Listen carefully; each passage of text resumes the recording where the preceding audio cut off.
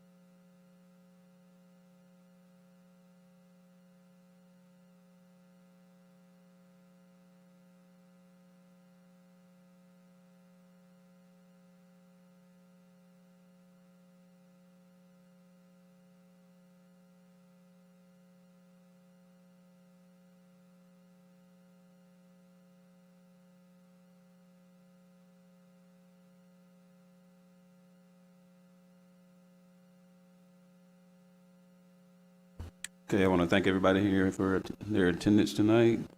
We'll go ahead and get started with regular agenda items. Item 1 on the agenda is to consider approval of minutes of March 16th, 2021 meeting and March 27th, 2021 meeting.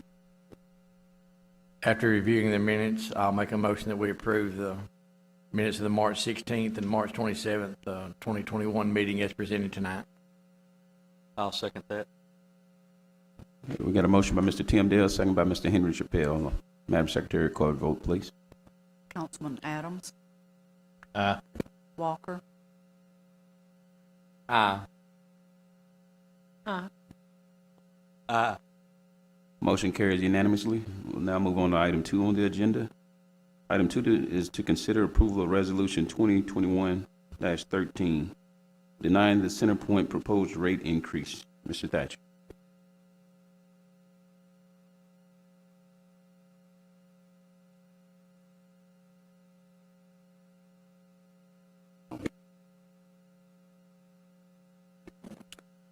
Mayor and Council, we have had another rate increase request to the Railroad Commission by CenterPoint on gas, and as we normally do, we deny that request, and then it goes to the Railroad Commission, who has hearings.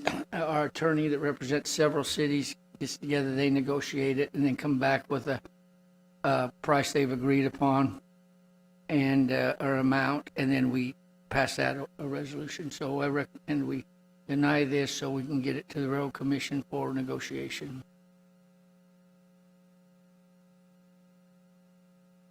Okay, thank you, Mr. Thatcher. Council, do we have any questions on this item? Okay, if not, the floor is open for a motion.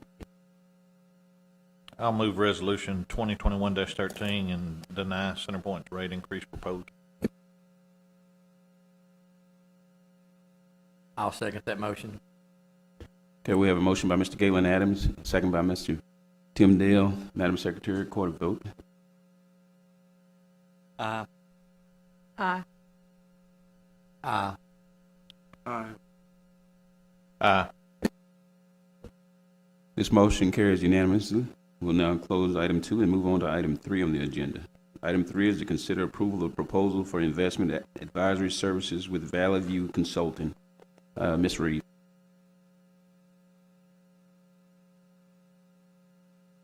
Thank you, Council.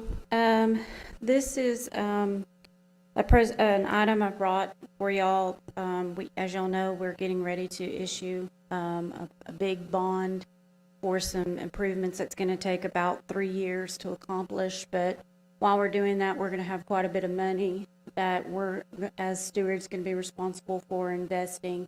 And that's going to take a lot of time to go out there and look at the market and shop for some CDs and look at where the best place is to keep that money until we spend it.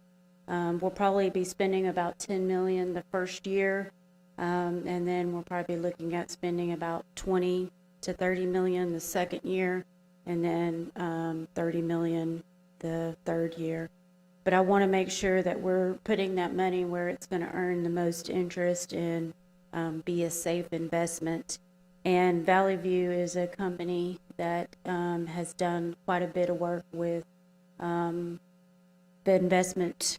And so I've asked that we bring them in to help with some of the bid processes, because just because it's money, we can't just place money out there. You still have to go to bids and bid CDs out, and if it's over $250,000, you have to find banks that have collateral.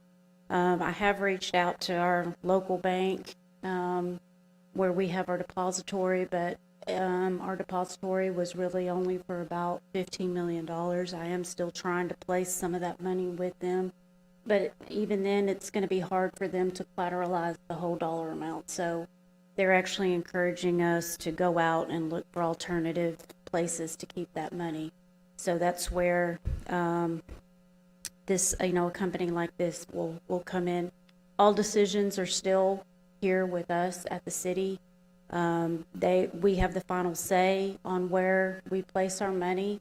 They're just a instrument to go out and do some of that bid work, some of that leg work to kind of help us, give us opportunities to look at some investments for me, so I'm not the one out there constantly looking those places and trying to find when the next CD's going out and bidding out the next ones. They do a lot of that legwork for me.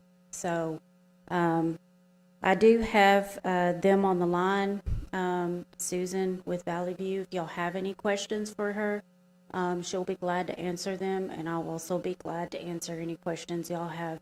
There's a complete presentation and packet in the document if y'all have anything. Okay, thank you. Just for the public's knowledge, the fee charging for this. It goes up based on, it's anywhere from 0.03 basis points to 0.06 basis points, really kind of depending on the total amount that they do and how much we use them. But this also, by doing this, they will actually do our depository bid for us for free when it comes up for renewal the next time. And that's usually a service that we have to pay. And then there's some other things that will come with this that they'll do for us. Well, this is pertaining just to the this $55 million bond. Would it include any other bonds that might come about between now and then? They will do anything that I place with them, any dollar amount. So if I want to even do some of our reserve money that we have that I want to invest with them, even some of our, long-term funds, our reserve fund balance or anything, they'll handle anything like that I want to give to them to invest for us. Will they charge fees on the interest earned on this money as well? It's based on the total balance, so any interest earned we get comes back to the city. Right, but I'm saying the interest, so like, for example, on 20 million, whatever interest is earned on that, are they going to charge in this case, the 0.06% for the interest as well, or just the 20 million? It'll just be on the 20 million. Principal only. Just for the public, I might make a note here that some other cities that this company has been involved in is the city of Round Rock, Tyler, Texarkana, Longview, Lufkin, Keller, that they're associated with and done business with, correct? That's correct. They're very reputable and very knowledgeable being in the city arena.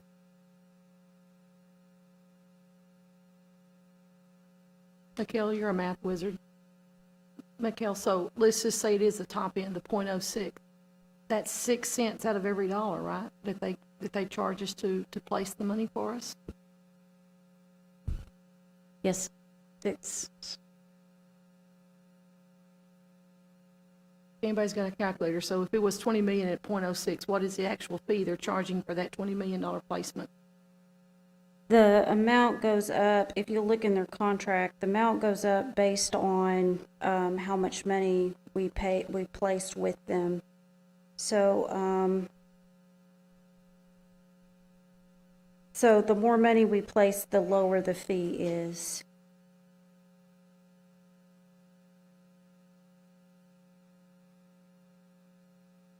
Yes, please. Okay, all right. This is Susan Anderson from Valley View. We looked at several different options on how to set up the fees. We have about 56 clients statewide, and different clients have different fee schedules based on the size of the portfolio.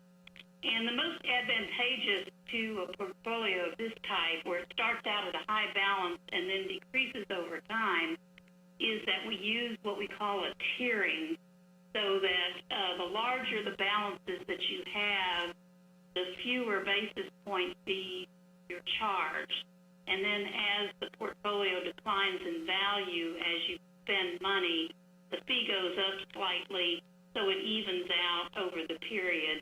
And let's say that you started out with $60 million, the fee that you would be charged is about an average of 3 basis points. And then it raises over time as your balances go down. If it went all the way down to what your current portfolio size is right now, it would come in at about $10,000. So it would be the 6 basis points at that point in time. Otherwise, what we try to make our fee schedules pretty much even out so that, you know, all of our clients are charged basically the same amount. So your fees right at first would be probably about 20 to 30,000 based on how much you bring in, and then it would decrease over time to about 10,000 a year based on your current balances. Does that make sense? When is the fee paid by us or collected by you? I'm sorry, I couldn't quite hear you. When is the fee paid to your, The fees are paid quarterly in arrears. So we look at what the balance is of your portfolio at the end of the quarter, and then the fee is based on that amount, and you pay a quarterly allocation for that amount. And then every upcoming quarter, we look at what the balance is that quarter, and we base the fee at that point in time. So you can see how it would decline if you're spending money. Let me see. So we're going to put $60 million in there, and then over four years, we're going to pay this out. So do you have an idea of what that cost is going to be at the end of the 4 years for the $60 million? Well, the first year, if you had $60 million, would probably be about $30,000, and then you would go down from there based on how much you spend. But you would probably have a 30,000, maybe 25, 20.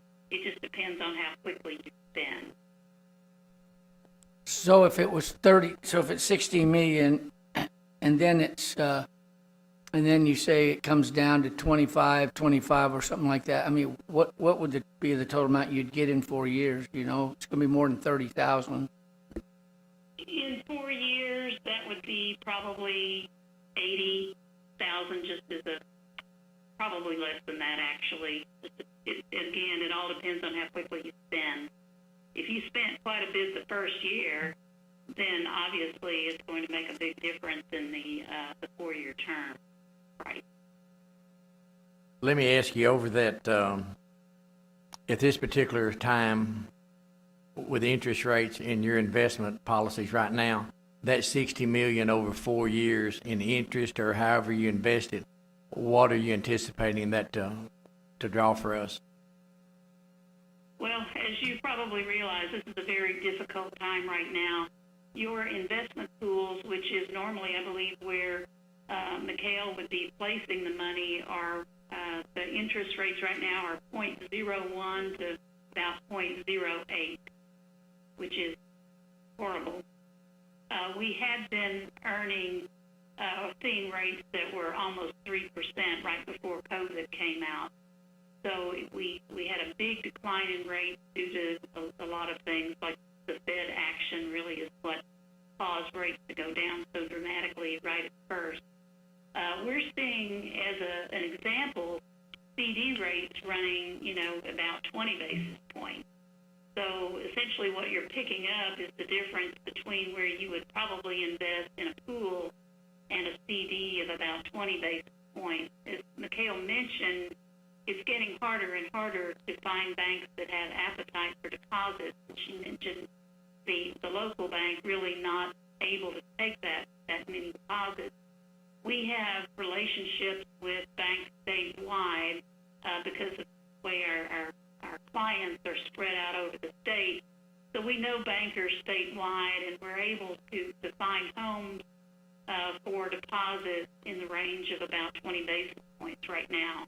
Now, obviously, if the economy starts to turn around, those rates will be higher and we'll be able to get more income. But right now, it's a really low environment, and we're doing all we can to find opportunities above and perhaps well above what the pool rates are. This is Ed Thatcher, City Manager. I have another question.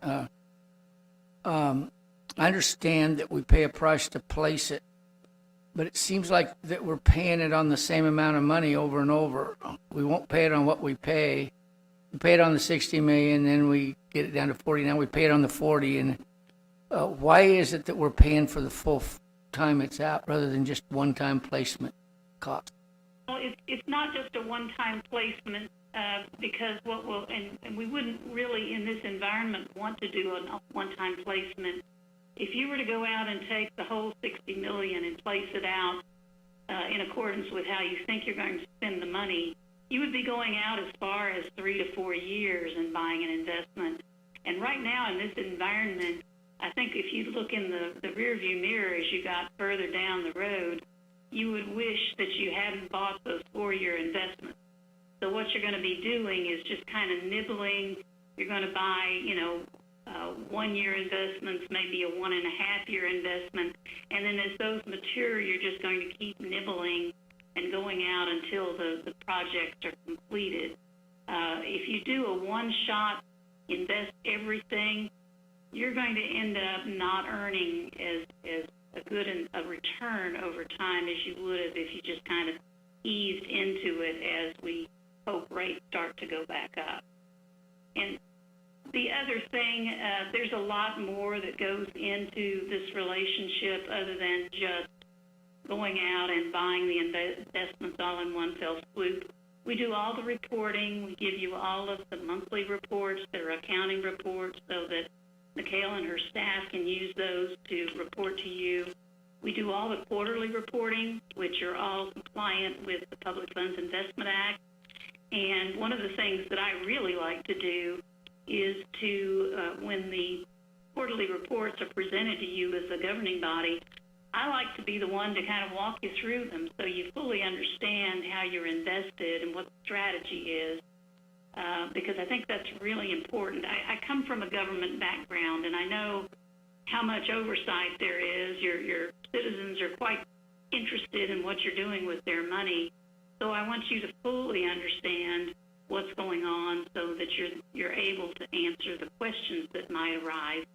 And I think you'll feel much more confident when we get to that opportunity, if we do, just so that you can see what kind of value we're adding to the program other than just a one-time, one-shot, let's do it all and turn around and walk away.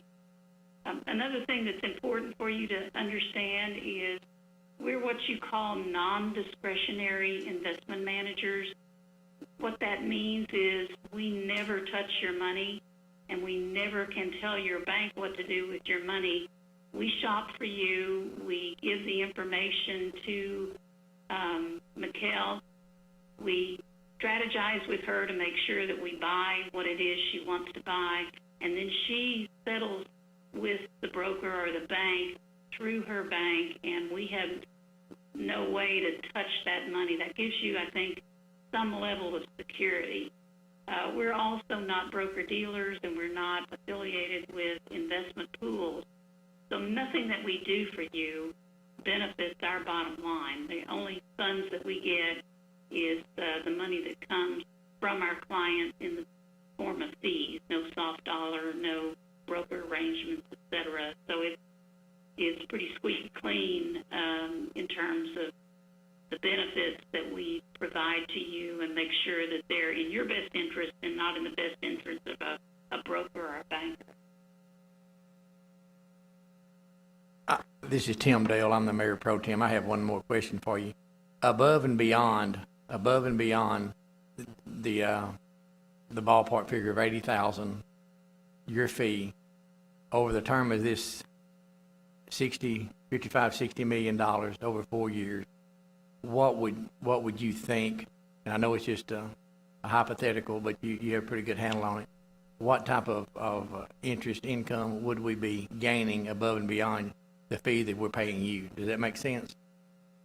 Yes, I think the best way to gauge that, and by regulation, I can't give you any kind of hard dollars, but the best way to look at it is look at what your alternative investment would be, which right now is the pool. I believe that Mikhail has in the past used pools and perhaps on a limited basis CDs at the local bank. But the pools right now earning, let's average it out to 0.05%, and that's an annualized rate. If we can buy CDs that are 0.20, that's 4 times the amount of income that you're going to be earning from the investment pool. So I think that's the best way to look at it. So in that sense, we would pick up, if you're looking at in general terms, 15 basis points over and above what you're doing right now. Now, obviously, if interest rates start to go up, CD rates usually go up quite a bit more than the security positions or the pool positions. So the spread between the pools and the CDs would get quite a bit wider, and the income could be greater. But again, I can't make any promises because of regulatory. But we do believe that interest rates are going to remain low. The Fed has told us that they're probably not going to raise short-term rates for another year to year and a half, and possibly even 2 years. So, we'll just try to scratch out as much as we can safely. Another benefit of using a service like ours is we make sure that you do things the right way. You're not taking risks, and one of the biggest risks with CDs is that you don't do the paperwork correctly. And if something happens to that bank, then you're going to be exposed and may not get your money back, even though they say it's collateralized. So that's one of the things that we do.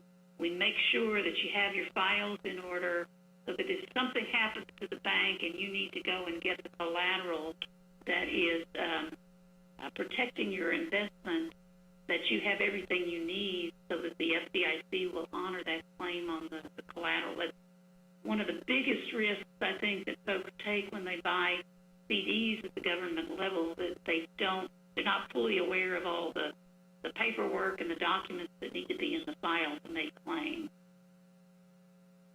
And I'm very aware of all the paperwork and the documents that need to be done, and so it's a lot of work and a lot of hassle. I don't say hassle, but it's a lot of work for a staff of my size to get done and get through, and sometimes it's necessary to bring in a firm to help get through some of that paperwork.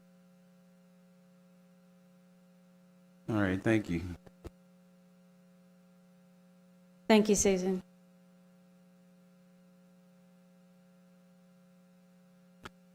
Okay, counsel, if there's no further questions, we'll go ahead and, you have one? Okay, go ahead. Mikhail, so just to put it in everyday terms, please. Even with their fees and with what these invested monies, these CDs or whatever kind of vehicle they're put into, we're still going to gain. Yes, ma'am. We will, my goal is by using this firm, we'll be able to get a much higher investment than we would by just leaving it either in our bank. Well, first of all, our bank won't be able to handle all of it. But secondly, we'll be able to get access to a much higher interest rate than what we would by just leaving it in the pools and just leaving it in, where we would, or, I mean, I could go out and get some $250,000 CDs. I mean, if I had to, I could do the work myself, but I just would feel much more confident having a firm to go out and do the paperwork for me. But if y'all are uncomfortable with the level of fees, because, I mean, it is a lot of money, and I am asking y'all to do a lot of money, but if you want, I can do the work and I can do it myself. I mean, it's just, like I said, the whole point of asking y'all to do this is so that I have the professionalism and the help to do this, because I just have a lot on my plate right now. I'm saying versus if we just took the 60 million and put it into the bank and drew nothing. The bank doesn't want it. That's right. The bank can't take that much money. I've already gone down and talked to the bank. So, I mean, the other option is to do it in pools and leave it in pools, and we would earn around 0.02, 0.03 basis points and get very limited money with it. And then I could take a little bit of it and try to invest in $250,000 CDs, which is FDIC covered, and then go and try and find a few of the higher CDs and do the paperwork to try, which, again, we would still make a little bit of money on it, but it wouldn't be, a whole lot of interest on it. So, I mean, because their fees are significant. So, I mean. Well, the truth of the matter is you don't have the relationships that these people have. And the CDs, I'm assuming that they're going out and purchasing are much larger CD, or buying are much larger CDs, and we're drawing more interest because of that. And they're shorter term, and that way we get our money back in, and then if interest rises, we get to shoot it back into another CD if we don't need it right that time. Is that correct? Yes, sir. I have a question. Here in Darlene, in the past when they've had these type of bonds, what have we done?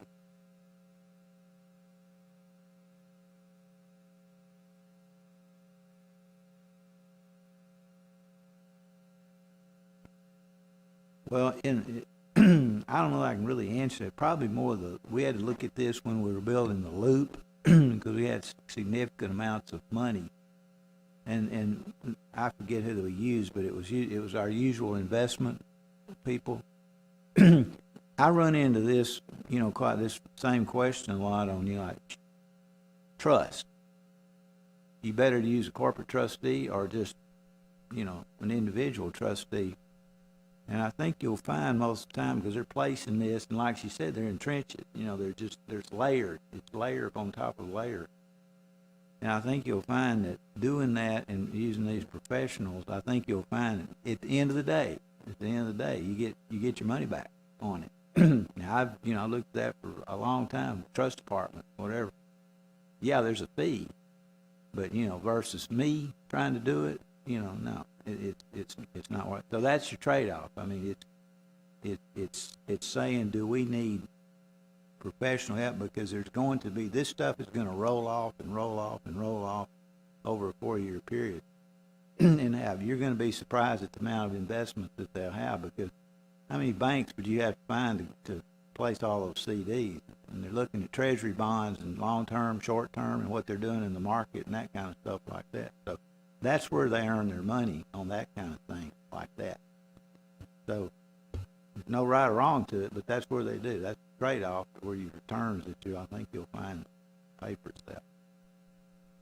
Thank you, Kerry. Council, at this time, do we have further questions? Okay, if not, floor is open for a motion. I'm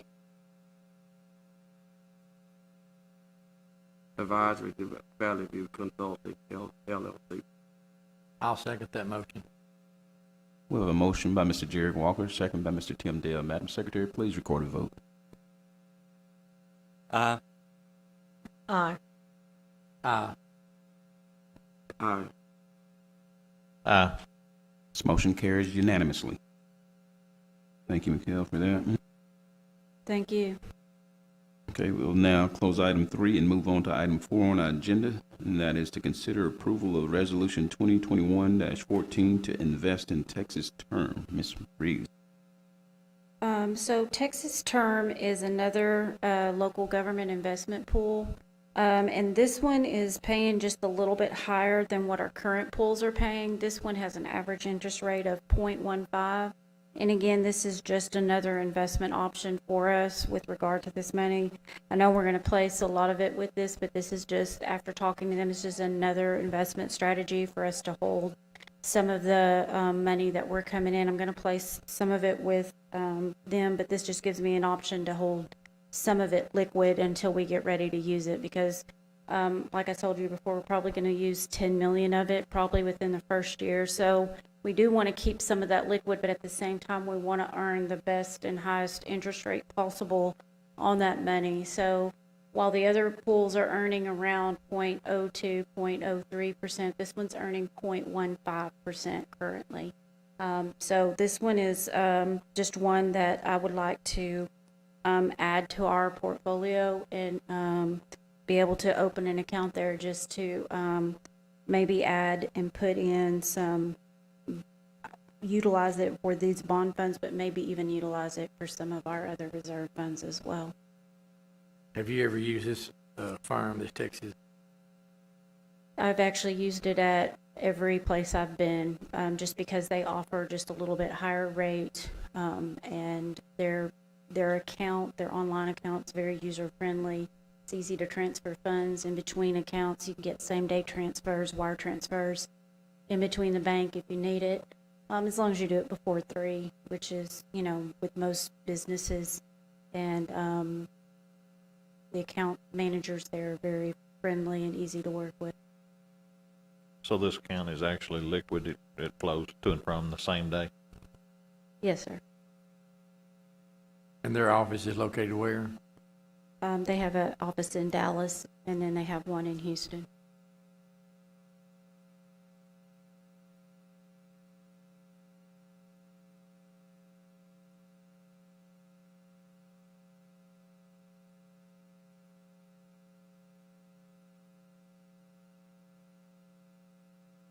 Mikhail, what's their fee?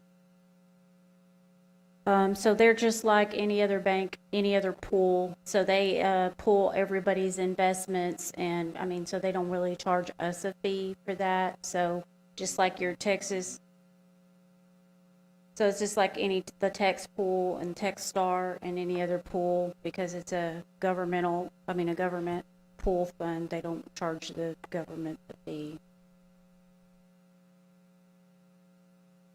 And I'm kind of thumbing through here real quick. Can you tell me a basic rundown of what they invest in? So their main investments are very similar to what your Tex pool in Texas terms are like, but their shares are primarily CDs and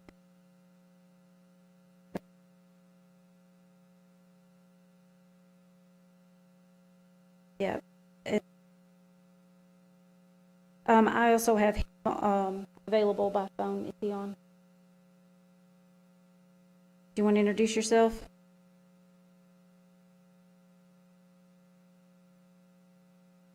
This is Barry Boyer with Texas Turn. I'm with PSM Asset Management. We're the investment managers of the Texas Term Investment Pool. I believe the question that I heard from the council was, what does the pool invest in? And as Ms. Reeves said, it's an overnight liquidity pool, our daily fund, and that pool does not contain commercial paper, so there's no credit instruments in it. But as far as the actual investment instruments in the pool, it's repurchase agreements. A lot of repurchase agreements are in there to provide the daily liquidity necessary, as well as FDIC insured CDs, some treasuries, some agencies, as well as money market funds. The pool is designed to, of course, provide the safety necessary to maintain a AAA credit rating, as well as the liquidity that's required for all our participants.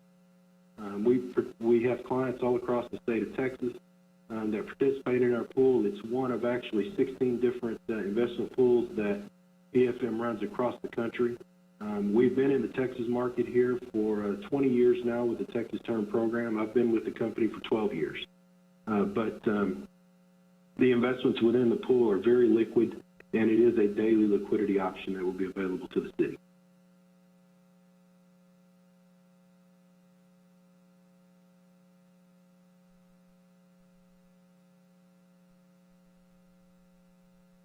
Okay, council, we have any further questions?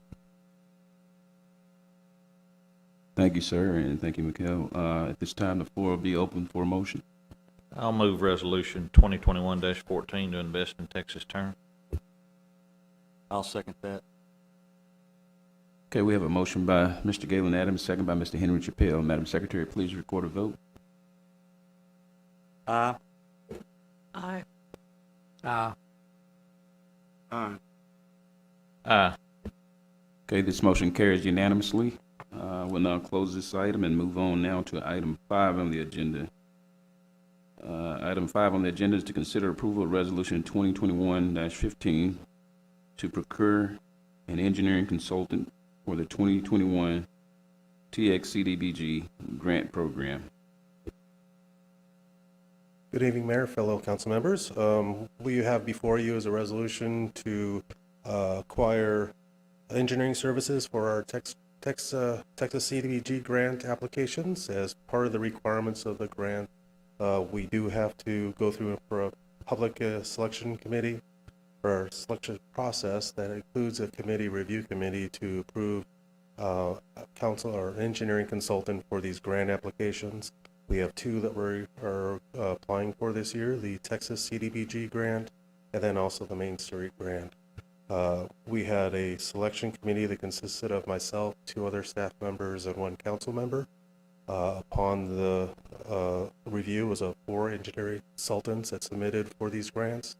We had 2 consultants that were the 2 highest, which was KSA and Schaumburg and Polk. Upon the review, we make a recommendation for recommending approval for each of the consultants to have one of the grants. The first one before you is the Texas CDBG. We are proposing to use KSA for this. And this, what we're looking at doing is overlays in some of the southeastern areas of the city for this grant. And we feel that KSA, with their work on the pavement, can turn around and get the information we need for the application. They're actually going to be due in 2 weeks, and we're on a tight time schedule to get these applications in. The design engineer will be paid from the grant. Most of it will be reimbursed by the grant, correct? The last, the Main Street, well, it was a CDBG, but it was Main Street. That was at 500,000. Is the amount changed this time? It has lowered itself to, I think, 350,000 this year. But I believe the CDBG, we can go a little higher. So for the overlays that we're looking at doing, we're going to go a little bit more, trying to shoot for around 500,000.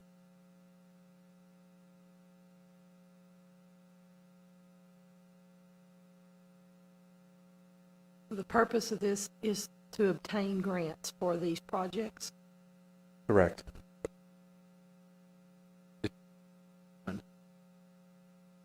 And these grants will pay for the administration of the grant and also the engineering of the grant, and then the rest of the money goes toward the project. And even though the grant will pay for the engineering fees, I'm just curious, what is the typical engineering fee for something of this nature?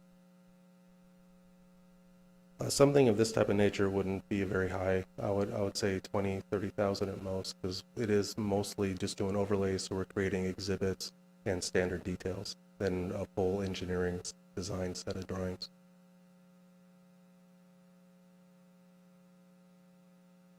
So they have to, the engineering firm is going to do a presentation in order to obtain the grant. And if we were to decline the grant, would there be any fee to the engineering firm? most likely would have to pay for whatever services. The initial work that we're looking for is just creating a map exhibit and some estimates, so very little hours of work. We then use that information for the application of the grant, and if we are selected for those grants, then we can move on for more of the bid package, more of the engineering related items. For the Main Street would be more the engineering drawings, and then those will be handled through the reimbursement of the grant. And then we move forward towards the actual construction project. Under the community development block grant, and the Main Street was kind of one of those. The engineering fees to make the presentation for the grant and the administration fees, if we don't get the grant, we don't have to pay them. And so if we do get the grant, we do have to pay them.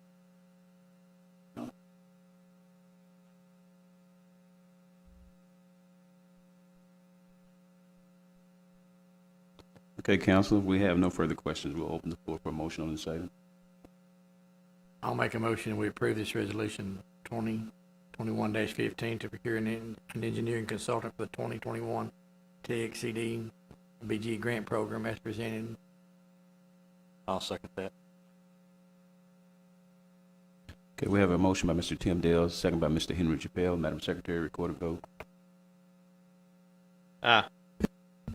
Aye. Aye. Aye.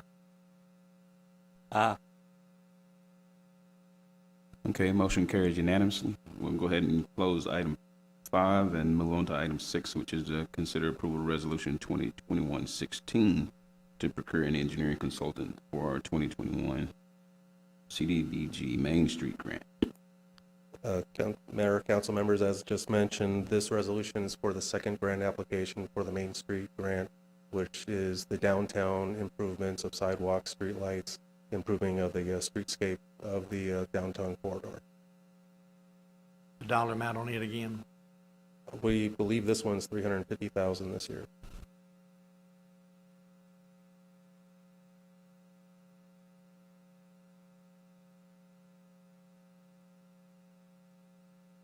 And this resolution is to recommend to hire Schaumburg and Polk, who are was a consultant for last year's application as well. We feel they can quickly get on it and get the material we need for the application.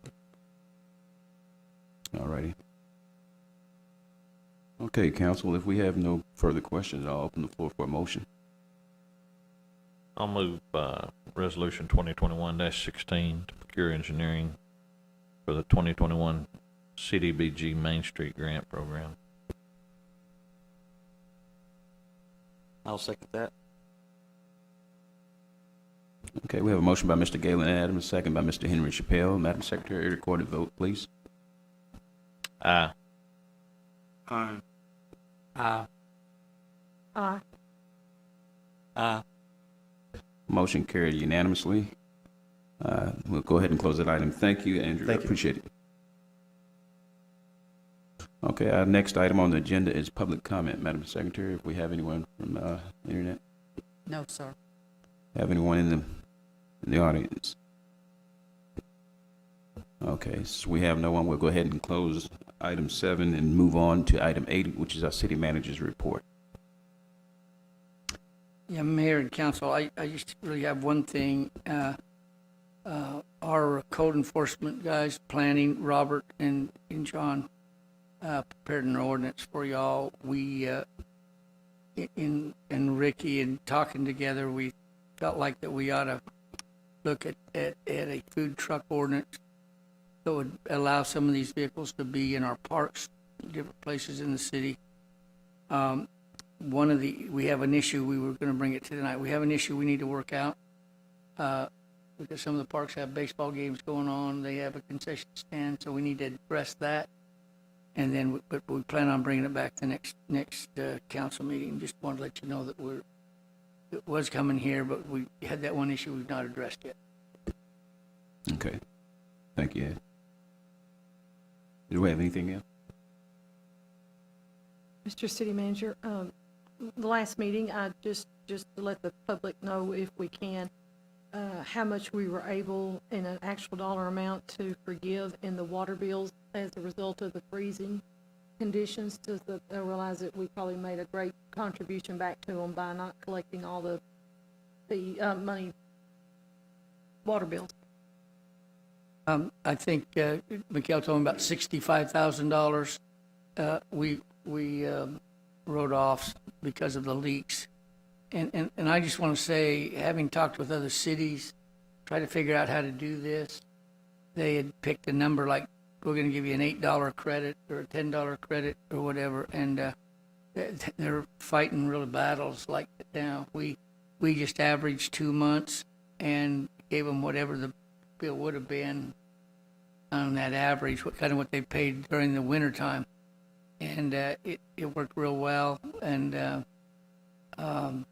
I think that it was Mikhail and Scott sat down and talked about how to do that and recommended it to y'all. But I think we did the right thing, and it worked really easy. We didn't have to talk to individuals over and over about it. So I'd like to thank my staff for handling that too. I'd like to also send my thanks to the staff. That come at a time where a lot of people were having a hard time, and I think that helped the citizens out quite a bit. So we would certainly appreciate you. The community as a whole, I heard from several that thought it was a very good gesture, and they really appreciated it. And I think there was kind of a wow moment, for us to do that. So I think it was a very good move, and appreciate the staff and all for what you did do on that. Okay, with that being said, we'll go ahead and close item 8 on the agenda. And the next thing we have is our executive session, which is pursuant to the Open Meetings Act, Chapter 551, Texas Government Code. The City Council will recess into executive session to discuss the following, which is real property, and discuss purchase, exchange, lease, or value of real property. The council will reconvene into regular session to consider action, if any, on matters discussed in executive session. At this time, we are going to executive session.